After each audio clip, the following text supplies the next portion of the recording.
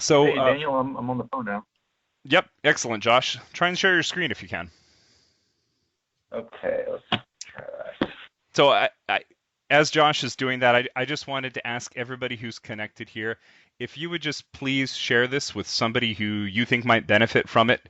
That would be highly appreciated. Our ability to attract top quality guests is very much related to the number of people that we're able to bring in. So, if we're able to bring in more people, we can start bringing in higher profile guests. So I really appreciate it if you share it with a few people.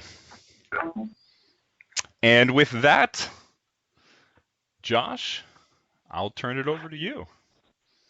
Great. Sorry about technical difficulties. I couldn't get my microphone to work, so I had to join in on a voice call. But yeah, can you see my screen? Is it all good? Yes, we can. Great. Okay. Thanks for having me, everybody. Happy to be here. I'm coming to you from an i5 powered rig that I built back in 2011. So I'm a happy customer. I appreciate everything you guys do, and hoping to help you out here if you're interested in investing passively with existing retirement accounts you might have. Um, I specifically, just to quickly cover who I am, I founded a company called Wall to Main. It's based primarily around helping you understand the power that you have within your current IRA or 401k plan.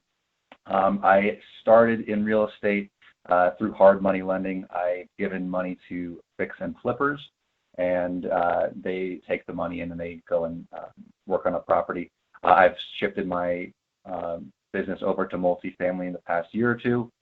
We've been a general partner on 173 units, and we're passively invested as well in some others.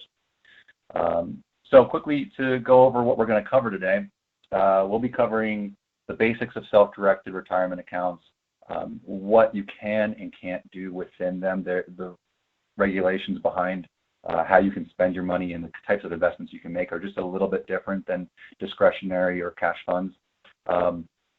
Personally, I think multifamily is a great fit.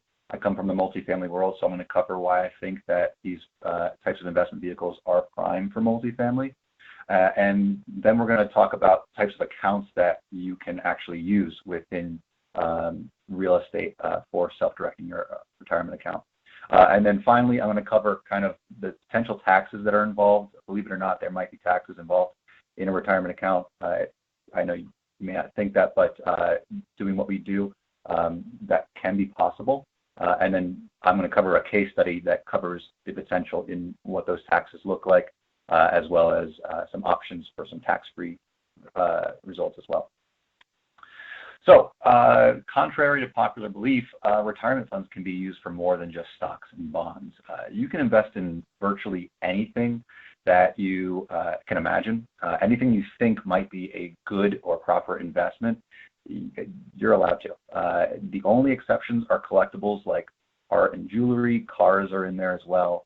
You can't take out a life insurance policy, and shares in S corporations are disallowed as well. But unfortunately, your typical custodians that are similar to Schwab, Vanguard, TIAA, Fidelity, they don't facilitate anything that is not a stock, bond, ETF, mutual fund, CD, things of that nature. So you need to move it to a different custodian who has the same structure, but they focus more on things like real estate and gold and metals and Bitcoin and alternative asset classes.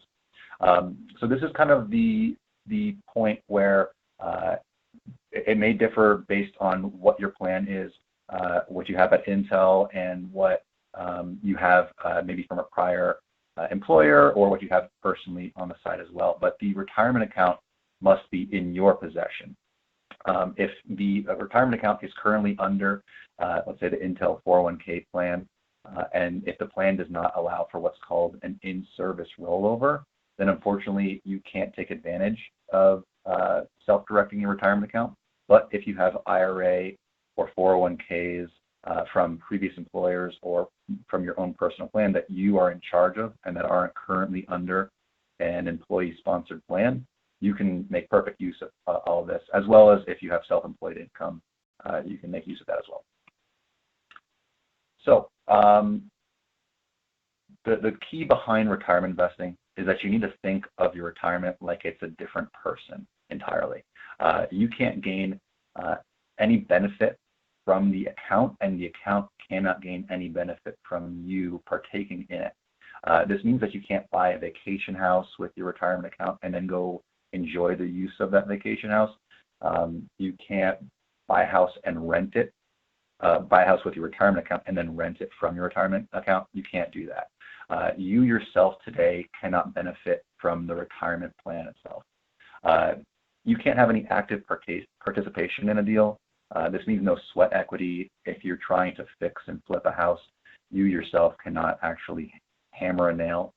You can invest in a fix and flip property, but you have to let somebody else do the work. You cannot actively manage any deal that you have your retirement account invested in. The expenses and income must flow directly in and move within the retirement account. You cannot lend money to your retirement account. That's considered an extension of credit and is disallowed. And basically the entire structure behind this means that all income needs to come from passive activities. You can't earn active income. It's just purely passive. Income is allowed within your retirement account, which is why I believe that multifamily is the prime vehicle for investing with your self-directed retirement account. I'm going to cover 7 reasons why I believe that. We'll quickly go through these. The first one is passive income. Multifamily, when you invest in it, it's the only option that you have to your retirement account is passive income, and multifamily only offers passive income. You primarily earn from rental income and capital gains upon a sale or a refinance, so it fits in perfectly. It's perfectly aligned with the needs of a retirement account. You can actually make use of leverage within a retirement account. You don't have to buy things just in cash, and multifamily offers leveraged returns. You can only take out a non-recourse loan, though. This is because a recourse loan, the typical one you would have on a house, a normal mortgage at a house, you would have to guarantee that loan. You would guarantee personal collateral and assets as a result. Because you need to think of your retirement as a different person entirely, you need to think as if you cannot personally guarantee that loan. You know, it's your retirement's investment, so your assets, your collateral, your personal money doesn't matter in the situation.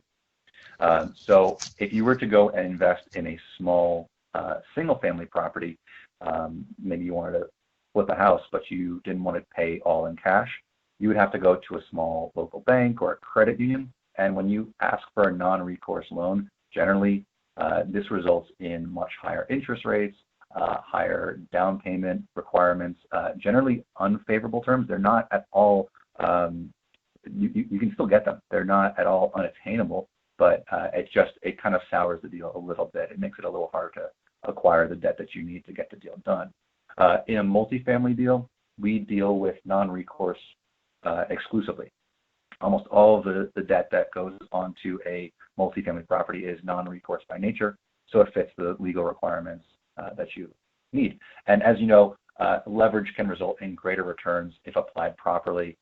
You need to look for a sponsor or an operator who has a great track record, who understands to underwrite conservatively, but leverage can apply phenomenal returns. Since 1990, the multifamily industry has averaged annual returns of 9%. The S&P sits at 7.7%. So it's a higher return. At the same time, you still have greater stability. This is a nice chart of annual growth rates by investment type in the past 30 years.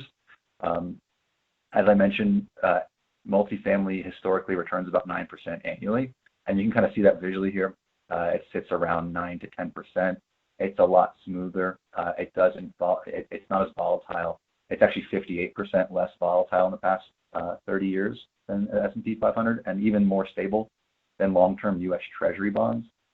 So it's a really stable, and it grows consistently, this asset class. So I like the fact that account's always going to be there for you when you want to access it. So if you retire and you need to start taking distributions from the account, you can kind of trust that the money will be there because an event like what's going on right now, where there's a lot of volatility in the market and there's some uncertainty, there's a greater chance if you invest in multifamily or some other stable asset class that your account balance will be there when you need it. I like this one a lot. I consider them to have matching time horizons. A lot of people have an issue with real estate because it's illiquid. It's hard to pull your money out of. It's a very valid concern generally. But when you invest in it with a retirement account, you typically wouldn't be touching your money for quite a while anyways. Most of us don't want to touch the money in the next 6 months or 5 years even. So it's multifamily properties generally hold between 5 and 7 or 10 years. And so there's no need for you to get to that money anyways. It's just an opportunity for you to grow it consistently over a long time horizon. There's also cash flow. This allows you to have compounding growth within your account. The cash flow generally will return about 8 to 10% on annually on a multifamily property. So this allows you to accelerate the growth of your account so you can reinvest in additional deals sooner and sooner, enabling that compounding effect, as well as if you're 59 and a half years old and you could start taking distributions from your account, you can actually use that cash flow that is coming to you generally every quarter, and you can spin that off and take distributions and allow that to support your everyday life. And then finally, we have tax-free growth potential. There are two account types called a solo 401k or an eQRP, and these offer completely tax-free opportunities. So you can actually combine all of these previous 6 factors with leveraged growth that's stable, that allows you to generate cash flow for either your personal life or compounding returns going forward. And you can do it absolutely tax-free through these 2 vehicles. But before we get into it, you might be thinking, okay, who can I do business with? Unfortunately, there are some things called disqualified persons. These are people that you can't do business between your retirement account and them and their retirement account and you. This means that you cannot invest your retirement account in a rental property and then rent to them. It's the same way as if you rent it to yourself. That's disallowed. You can't rent to a disqualified person as well. You cannot invest your retirement account into, let's say, an Airbnb property and then let them stay, even if it's for free. That's also considered a prohibited transaction. And then you can't buy a property and, say, sell it to them for cheap. There are really no strategies behind getting around this rule. You can't, if they're managing a deal, you can't be involved with your retirement account. And the last one is kind of the kicker and the annoying one. If they are invested in the deal with their cash funds, you cannot get involved with your retirement account. So if you are both investing, let's say in any property, whatever asset class it is, if they put $50,000 of just general cash in it, you cannot get involved with your retirement account. So generally this sounds pretty restrictive, but if you remember, we have to think of your retirement account like it's a different person. So these are the people who are disqualified people. It's people like your parents, your grandparents, your spouse, sons and daughters, but brothers, sisters, niece, nephews, those types of people are all okay. But all of these people, if their retirement accounts are considered like it's a different person as well, you can actually get around this by thinking of your retirement like it's another person and investing both in a deal with your retirement accounts from both people. You can pool your funds together, let's say you and your spouse. If you both have an IRA, you can set up a self-directed IRA, and you can both invest in a deal with your retirement accounts. You need to keep in mind that it has to be just retirement funds. You can never use personal funds and retirement funds and mix those two, but you can pool your money together. If you don't want to pool your money together, at least you can get involved in the same deal together at the same time. So how do you kind of go about this? There are 2 types of accounts that you can get after. There is a checkbook account and there is the custodial account. Much of the education, if you've ever seen any kind of education on investing with your retirement account. It's done on behalf of custodians who are kind of trying to drum up business. But I need to stress that if you have an IRA, you absolutely require a custodian. You need to put your money in a custodian at some point in the process. But the problem is custodians are not fiduciaries. A lot of custodians will say, give your money to us, and we'll take care of all the investing, we'll clear your deals, we'll make sure that everything is kosher. But unfortunately, because they're not fiduciaries, they can't provide any investment advice or really have any responsibility to make sure that you're not engaging in a prohibited transaction with your current deal. Even though they kind of say that they are, it really isn't. So the alternative behind this is the checkbook account. This is the one I've had amazing success with. I really love, I'm not saying my personal success, I'm saying success with the actual setup of the account. It's super easy. It's honestly the way to go, personally, I believe. There's kind of a two-pronged approach behind it. You originally set up your custodial account, and at the same time, the vendor or service provider that you get in contact with, they'll set up an LLC as well. Your custodian will then, you'll direct the custodian to make 100% of your investment the LLC, so you'll buy 100% of the shares, and then you open a checking account for the LLC like it's any other business. At this point, the person who set up your account, your LLC, they can advise your LLC. So you can actually get advisory services, and if you're concerned with the legality of what you're taking place in and just want to make sure that everything is cool with IRS guidelines and regulations, you can go back to the service provider who set up your account, and you can ask them, how it looks, get details on everything, and just be assured. So going kind of head-to-head between these two accounts to kind of show you why it's important to, I think, focus on a checkbook account versus a custodial account. A custodial account, you have to move the money to the custodian originally, then you go and you find a deal. What happens when you find a deal is you send in paperwork to this custodian, and they need to essentially do what they call, quote unquote, approve the deal. But really what happens is the paperwork is kind of sitting on somebody's desk because they have thousands of deals they have to log and scan in and just make sure they have on file for the IRS, that if the IRS comes back one day and says, hey, they engaged in a prohibited transaction, we need to see all this paperwork and all the details, they have everything on file.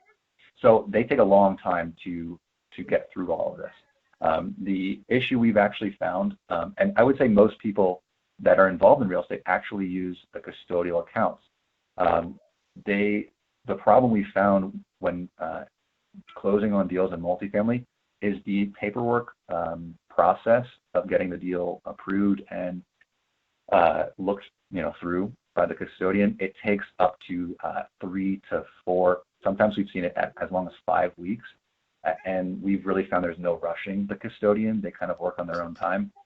And so we found that some investors came very close within 24 hours of not being able to take part in the deal that they wanted, which is incredibly frustrating. It's your money. You should be able to do what you want with it. On the checkbook side of things, on the right-hand side, the money is originally moved to that custodian. It's the same process, but like I mentioned, you invest it into the LLC. And so once you have a checking account with that LLC, once you find a deal, you're able to wire the money instantaneously. It's you who makes the decision ultimately. You don't need to do any paperwork. You don't need to fill out any bureaucratic nonsense to get the deal done. You literally just call the bank, issue a wire. It's $25, $35, and you're done. I like to say that you can find a deal over breakfast and have it funded by lunch. So you really don't have to concern yourself with your ability to execute. Looking at the cost of getting these accounts set up, the custodial account generally will be cheap to establish. I priced this out for an account at about $250,000. If they're smaller, the annual fees are relatively similar. They're a little lower, but they're still kind of excessive in my opinion. You have to pay to open an account. Then you have to pay to apply to open that account. Every single year, you have to pay an annual fee to open this account. And the issue with that is even if you've invested all of your money into a property or into any deal, and the money's no longer sitting at a custodian, they'll actually still charge you annual fees for, quote, managing your money. Let's say you do a deal in the first year. You'll have to apply for a transaction fee. You have to pay for probably an express processing fee because their general time might be too long for what your deal requires. And then the outgoing wire is $30. So overall, for the first year doing one deal, we think that the custodial account will probably cost about $1,200. With a checkbook account, it costs a little more to set up. To set up the LLC, it's about $1,300. And then annual fees are $135, and $125 of that typically goes to the custodian just for minimal paperwork that they have to take care of, end of year stuff with the IRS, and then $10 to renew your LLC. And then there's just the outgoing wire at the end. So overall, total costs are $1,400 for greater ease in establishing your account and executing on a deal. But let's take a look at a second year. As you can imagine, if there's reoccurring fees, this actually results in a higher cost. So if you do a second deal, you actually incur an additional $1,100 in a custodial account, and it brings you to a 2-year total of $2,400. Whereas in a checkbook account, you're just paying that $135 as well as a $25 outgoing wire fee if you're doing another deal. So it comes out to an additional $150 to kind of have control over your money. So if you plan on doing this for a while, if you plan on being in deals for a longer period than a year, a checkbook account is probably the direction you want to take. There's greater reassurance, there's greater speed and effectiveness, and overall your costs will be lower to set everything up. So what are kind of the retirement vehicles that you can invest through? There's 3 that are called the self-directed IRA, there's a solo 401k, and there's the eQRP. All 3 we know can invest in real estate. They can use those non-recourse loans to invest. And that's about where the similarities differ. That's where they start to deviate from each other. The max contribution you can make in an IRA is $6,000, which you likely know. If you're over 50, you can have an additional $1,000 catch-up. But if you are opening a solo 401k or an eQRP, you can actually contribute up to $57,000 with another $6,000 in catch-up contributions as well.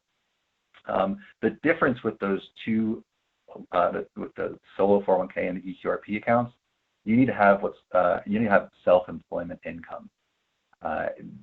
This can be really, there's no threshold for it. It's really anything that's logged as like a 1099 income, any business you might have that you already have established, or even if you're like driving Uber, or if it's considered a contractor in the state that you're in, or if it's, you can sell arts and crafts on Etsy or eBay. There's really no threshold for the eligibility. As long as you have self-employment income, you can establish these accounts. And the nice thing is, these are actually the totally tax-free accounts, as I mentioned earlier. The self-directed IRA has an account, has taxes, like I've mentioned, and I'll get to that a bit later. But the solo 401k and eQRP really give you that ability to have compounding growth with totally tax-free returns. The nice thing with these last 2 ones are actually you can borrow up to $50,000 from the account. I honestly wouldn't suggest it, but it's a nice emergency if you need it. It's a nice emergency plan if you need it. You can use that once the money is out as a loan from the account. You can do whatever you want with that money. It's not treated like retirement money at all anymore. It's just as if it's sitting in your bank account. So you could go buy a car if you need to. I wouldn't suggest it, but it does give you that option. And then finally, the difference between the solo 401k and the eQRP is just if you have self-employment income and you have full-time employees, you actually cannot open up a solo 401k. If you have full-time W-2 employees, you're ineligible for a solo 401k. The eQRP luckily allows that. So if any of you have a side business that employs people and also has W-2 full-time employees, you still can open up an eQRP. So that's nice. But it's generally the exact same structure as a solo 401k. It's just costs a bit more to open up, has some more protections as well. So I wouldn't suggest it unless you do have full-time employees, but if you do, it's still a great plan. It's a great option for you. So let's just take a quick look at the structure. If you like visuals, here's one for you. This is the self-directed IRA. As I mentioned, we open up a custodial account right in there in the middle, self-directed IRA custodian. You transfer in your previous IRA or 401k into it. Then you invest all of the money in the custodial account into the LLC. You buy up 100% of the LLC shares. You then yourself can manage the IRA LLC, and then expenses, income, everything that's involved in the investment go directly into the LLC, and they stay there. With a solo 401k, it's a little simpler actually. You just set up the solo 401k plan. You roll over whatever you've had in the past. You can add in contributions from the business that's earning self-employment income, and then you just invest directly from the plan. So there's no LLC that's strictly required. You can open up an LLC if you'd like. You can add asset protection layers if you need to, because the money is available to you to do whatever you'd like. So you can add a little bit of asset protection if you want, but it's just the LLC is not required necessarily. But then you then have direct control of your investments without having to open up the checking account or anything like that. So how do you fund these accounts? Let's take a look at the rollovers. If you're in a Roth IRA or an inherited IRA, unfortunately, you're locked into these accounts, and you can only move your money into a self-directed IRA. So if you invest in multifamily, unfortunately, you will be subject to taxes, which we'll cover in a few slides. But if you are in a traditional IRA, you have a 401k of either Roth or traditional formats, a 403b, really any other type of retirement vehicle, profit sharing plans, anything along those lines, that money is free to move, and you can move it into any account that you like, whether it's a self-directed IRA if you don't have self-employment income, or a solo 401k or an eQRP, both in Roth and traditional money. You can move it really wherever you like, wherever it applies to you, wherever you're eligible for, and you have options. Oh, I included the same slide twice. I'm sorry. Real quick. Okay, so the ability to get around this, if you don't have self-employment income right now, you might be thinking, okay, I don't want to pay taxes. Maybe I won't make this investment. So the nice thing is you can actually get around this. You can invest right now in a multifamily deal or really anything that might generate taxes with the self-directed IRA with the intention of opening a solo 401k down the line when you trigger those taxes. Those taxes will generally happen on capital gains. And I'll get to that on the next slide, but they really only happen in large amounts on capital gains events. So as long as you are able to generate self-employment income before a capital gains event, you can actually make it's very easy to do. It's an in-kind transfer, and you can just roll it over, transfer it from a self-directed IRA over to a solo 401k, and that'll now be in a completely tax-free vehicle, and you can then sell the property, or you can do whatever you need to do. You can trigger a capital gains event within the solo 401k and not have to be liable for any taxes that would be coming with it. So let's talk about what these taxes are. It's called Unrelated Debt Financed Income, UDFI. And this happens because the IRA is set up to incentivize you to invest with your future retirement dollars. And when you're investing in a leveraged property, if you're using any kind of leverage, this is when UDFI creeps up. So what happens is if you're taking out money from a bank or a credit union, you're actually bringing in outside non-retirement dollars they're non-retirement dollars benefiting your retirement dollars. And the IRS is okay with this. It's just that they say you need to pay taxes on income generated by the leverage. So let's take a look at this building here that we bought. It's the top 25% in light blue. That's our equity. So if we had to pay 25% down payment on a property, that's the equity we have in the property. That income that is derived off of equity is never taxed, whereas on the bottom, the income derived from the leverage, that is what's considered unrelated debt financed income. So the nice thing is we can actually make use of its leverage share of depreciation, operating expenses, interest expenses, any expense or loss that's involved, we can actually make use of the leverage portion share of those losses. So let's say that it's like on this property at 75% leverage. You can actually on the first year use approximately 75% of those losses. And as you pay down the debt, you can, the number shifts a bit. So it's a little different every year, but it actually allows you to kind of offset the taxes that you would typically be liable for within a self-directed IRA. So let's take a look at a case study and see kind of what that looks like, what the impact might be. This is based off of an investment of $100,000 in a multifamily deal that I did last year. As you can see, in year 3, you get on a refinance, $61,000 of the original capital that you put into the deal is actually returned to you. Because this isn't a capital gains event, it's just they're returning capital back to you, your own capital. There's no taxes on it at all. And in year 5, there's a little over $38,000 as well returned to you on a sale. Again, this is just up to your original capital account. Anything from $100,000 and below that's returned to you is not taxed. So let's take a look at cash flow. What are the returns that are coming through this property? So these are the returns years 1 through 5, and then on year 5, that's including the sale price as well. If you're investing through a solo 401k or an eQRP, because those are tax-free vehicles, you actually wouldn't experience any taxes at all, and those are the returns that you should expect. If you're investing through an IRA, here's what you expect. These are the taxes that you would have to pay. We found that in most deals, the depreciation and various losses that come with it are actually able to offset the first 3 to 4 years of taxes on cash flow. And even when cash flow returns, like if it's let's say it's a 7 or 8 year deal, the taxes you have to pay on cash flow are pretty minimal. They're on like $100,000. They're somewhere between $300 and $1,500 a year. It's pretty inconsequential.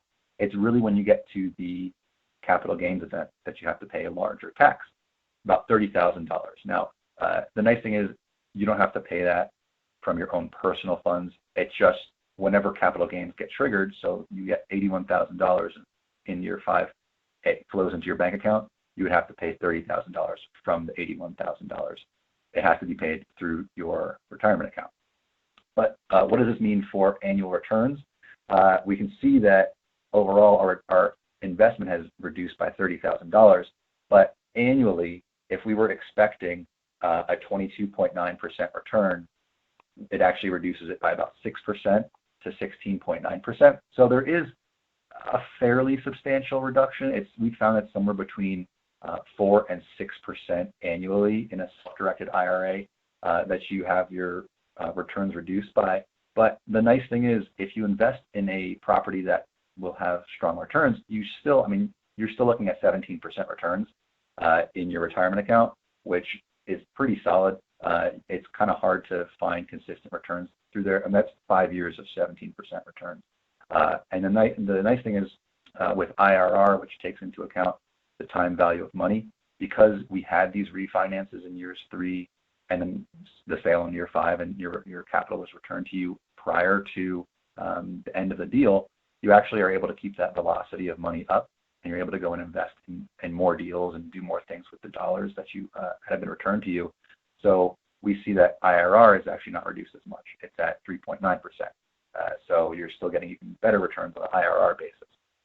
So let's think about, this is a 5-year deal. I mean, we're probably all going to be in our IRAs or 401ks for longer than 5 years. So what does that mean kind of on a longer horizon, time horizon? So let's take a look at that. Because we had $61,000 returned to us in year 3 and $38,000 returned to us in year 5, we are able to take those dollar values, and invest with the returns from years 1 through 3, and then with the capital return to us in year 3 as well, we can take those and invest into another deal, and then we'll do the same with years 4 and 5 cash flow as well as the returned capital, and we'll invest in a third deal. And we're just, it's hypothetical. We're using an identical deal that we're copy and pasting, 2 more times. So we're investing in total in 3 deals over 11 years. And so this is kind of what it looks like. the self-directed IRA returns are in dark blue, and you can see the solo 401k and eQRP returns in light blue. We can see just visually that taxes made an impact over 11 years, but what did that mean in terms of actual returns? So with a self-directed IRA, we were able to turn $100,000 into $389,000 over 11 years, which works out to a 26.3% annual return. And then with a solo 401k, it's $100,000 turning into $526,000, which works out to a 38.8% annual return. So, and that's for 11 straight years. So these are fantastic returns if you're able to make use of your retirement account.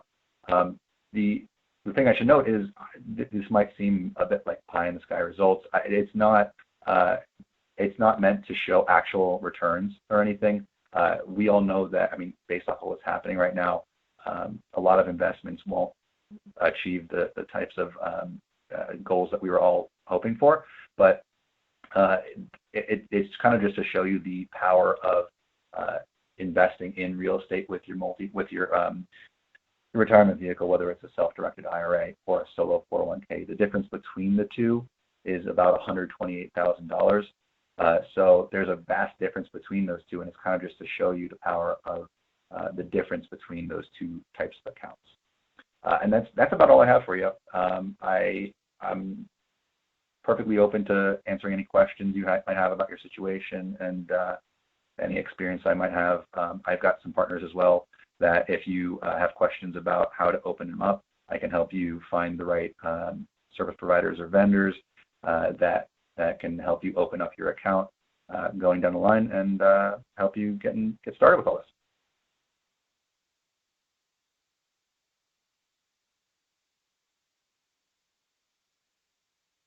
Oh.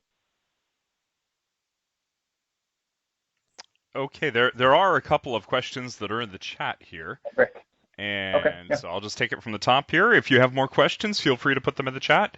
Actually, one of the things that I kind of wanted you to expand on, and maybe I'll throw this in here first, was you did mention multifamily a number of times, but there are a lot of people here that are involved in single-family home rentals or real estate investment trusts. What are some other forms of passive income that qualify for those types of tax reductions? So what I started with, which is a strategy that I love, honestly, that never triggers any kind of taxes, is private money lending.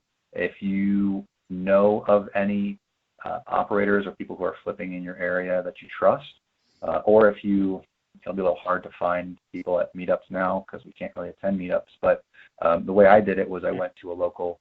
I'm in Denver, so I went and found a Denver meetup, and I found operators and met them. I found people who I then trusted. I asked around about their track record. I looked into them, and I was able to then lend to them. There's single-family homes. You can, if you don't want to deal with leverage, you don't have to. You can buy a property all in cash, and that's a great method. The returns are a little slower, but it's a lot safer. It's a lot surer of a bet. If the property devalues by 10 grand, you only lose 10 grand. There's no leverage involved, so there's no taxes involved. You can do raw land. Raw land's an option. There's really any kind of real estate investment you've heard of, like notes or any of the fringe type of stuff involved. You can get involved with your retirement account. Sounds good. We need to get a raw land speaker in here as well. I am fascinated by that business activity. Yeah. Don is asking, what are some more accessible self-employment vehicles to execute outside of Intel? Is passive rental real estate an alternative for creating a self-directed 401k? And then I wanted to piggyback on that also. Can we create our own independent self-directed vehicle and contribute to that independently of our Intel plans? And so let me start with that second one, actually. Okay. So even if you're employed at Intel and let's say you guys can't make use of an in-service rollover and you're limited, you can still, if you have outside accounts, set those up as well as if you have a side business, or even if your spouse has a side business, their own business, as long as you're an employee in that business, you can open up an account, or you could just make use of their business and have them invest. But yeah, as long as you have self-employment income outside of Intel, you're perfectly able to open up those accounts. There's no issue with that at all. And I'm just taking a look at Don's question again. Where do you find these deals with multifamily? I know Daniel's involved in multifamily. I myself am as well. There are operators out there that you can find. I would talk to Daniel. He's definitely well versed in it. He knows operators and is able to find the deals for you. Well, And then, I was going to add to that too. There are a lot of yeah. single family providers as well. And a couple of weeks ago, we had Marshall Reddick in here speaking, and they are a turnkey provider of single family homes. So if you're interested in, looking around the country or in areas that they work in, a turnkey provider will provide single family homes that are ready to rent. And usually what happens is that people will purchase them, rent them out, and then have a property management company take care of them for you.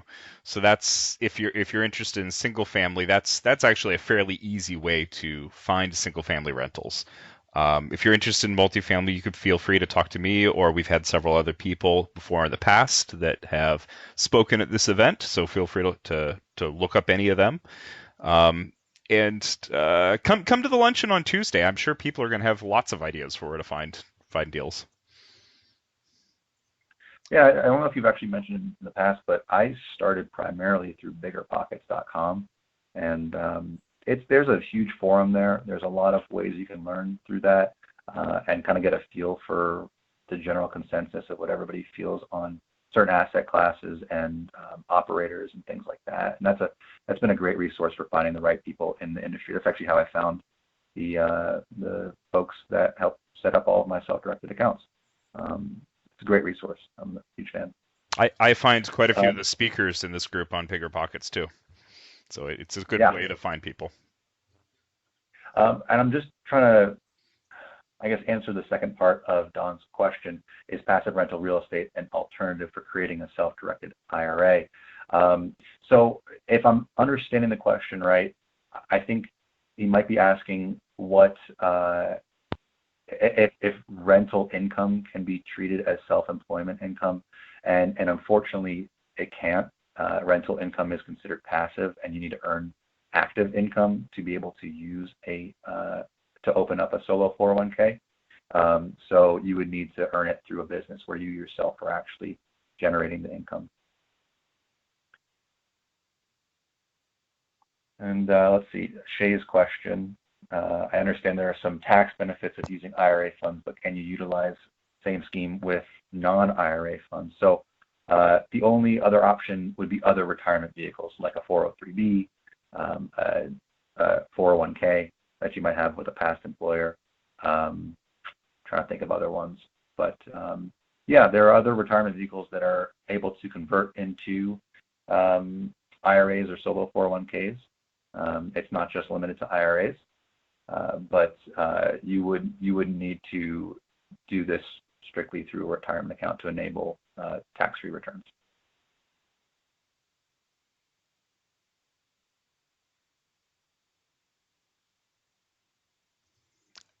I wanted to ask a question. I know that I've heard you speak on the past about using family members' self-directed retirement accounts together.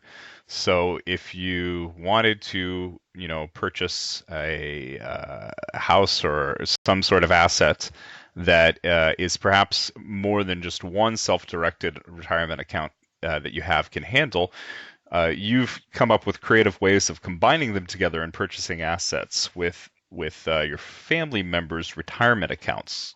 Can you elaborate on that a little? I thought that was really interesting. Yeah, when I found this out, it kind of was the key to opening up everything, because not all of us have IRAs or 401ks that are of a certain level that allow us to kind of go and execute. Like if you've only got $20,000 in your IRA, there's not a ton you can do within real estate. But If you know a number of people, or if your family members all have accounts, you can actually kind of multiply, or not multiply, you can add them up and allow yourselves to achieve kind of a greater return or result. Because if you're trying to execute on, let's say, it could be anything. Let's go with $100,000, and you personally don't have $100,000 in your account, but you need to buy a property for $100,000, whether that's the down payment, you're actually buying the building for it, it's the minimum buy-in for the multifamily deal, whatever it really is. If the equity requirement is $100,000, and let's say you each have $33,000 in your accounts, three of you can get together, whether it's your spouse, your mother, whoever it is, and you can, as long as you're using retirement accounts, pool them all together and go invest together and meet that minimum amount, whether it's for any real asset class, and achieve, be able to get into a deal that you previously would not have.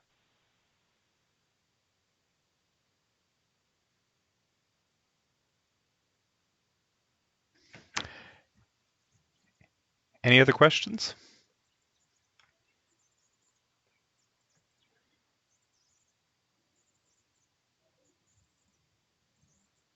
All right, then.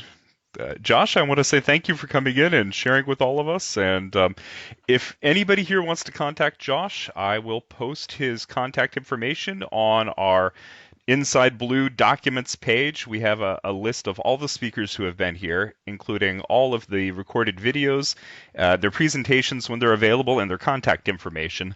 So check out the Inside Blue group for that. And Josh, thank you very much for coming and sharing with us. Thanks very much for having me. I appreciate it. All right. Have a good day.